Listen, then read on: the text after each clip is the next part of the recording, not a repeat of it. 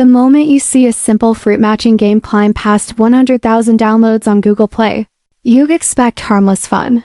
But Juice Jumble immediately raises the kind of questions most users never think to ask.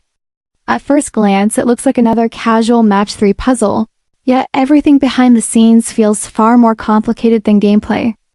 As soon as you explore the app's backend details, you notice privacy warnings that don't match the simplicity of the game, a missing developer profile, and a suspicious Gmail contact instead of a real company.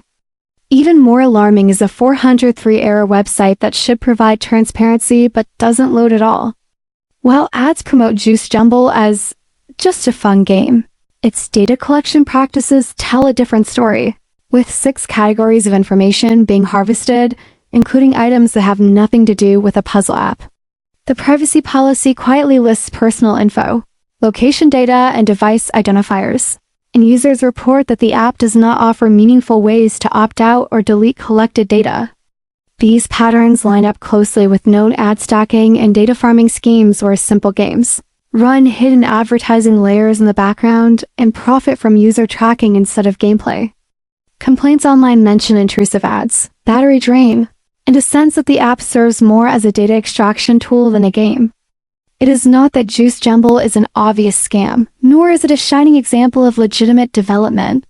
It sits in the gray area where the game works, but the surrounding ecosystem feels intentionally opaque. So the real question becomes simple. Is this app designed for entertainment, or is entertainment just the cover? The deeper the investigation goes, the harder it is to ignore the red flags.